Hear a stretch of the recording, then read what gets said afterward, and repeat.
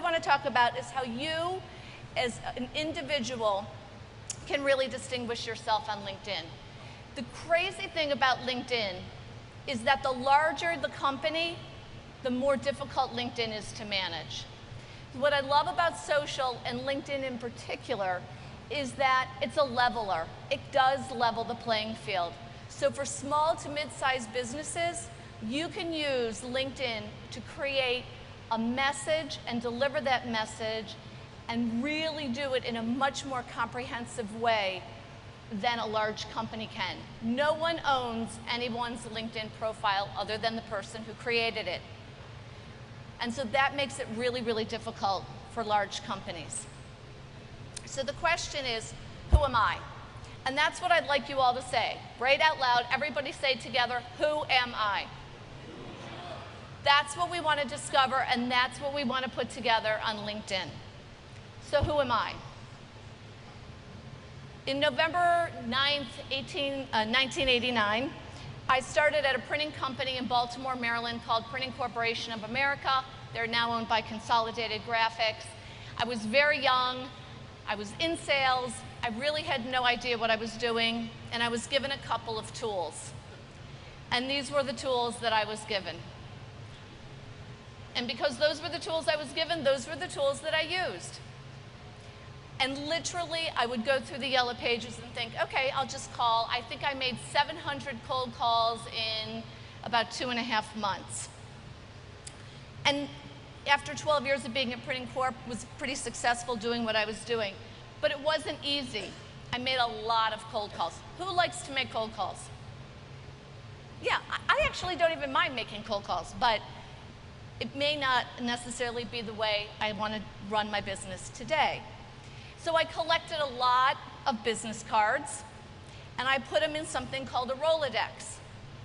And sometimes my Rolodex, I even had more than one Rolodex. And if somebody moved positions or a new marketing director came to one of my clients, you know, I'd staple business cards on top of their old business card and kept it going. So my Rolodex started to look a little wonky. And I kept those business cards because those were sort of the physical representation of that person and their business. And we have piles and piles of business cards. But when you think about it, when we hand out a business card, it is a piece of who we are.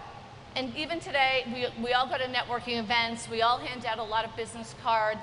And because I've come out of the printing industry, as soon as somebody gives me their business card, I'm like, oh, that's a 120-pound cover, it's pretty colors, it works for me. And it says something about who they are. So now that we did that little networking exercise in the beginning when you took a stretch, how many people have little pieces of cards in front of them? Okay. So if we had been out networking, and when I ran sales teams, I've run a couple of sales teams, and I would say, go to that networking event, come back with all your business cards, and now what are you going to do? So if you came back and you had some of those pieces, what would you think if that's what somebody handed you? You might think that they were kind of a slacker.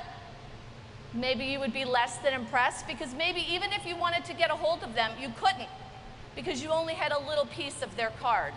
You didn't have all the information that you needed, or it didn't really represent the person. Think about that online on LinkedIn. When your profile is less than complete and less than optimized, it's like a little piece of a business card.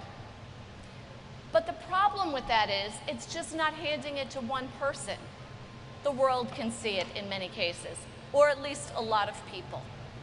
And we were talking this in the last 2 days about Google and the search engines loving social. Google loves LinkedIn better than any platform, because the content in LinkedIn, built by every individual who builds their profile well, is really valuable content. They know that it's not crazy content. It is reputable content. So Google loves, loves, loves LinkedIn. So having these little pieces of business cards really doesn't represent who you are and what you do, perhaps in the best way. And that's what we want to take a look at. We want to take a look at how do we build a profile that really works for us and that does a little bit of our work for us each day.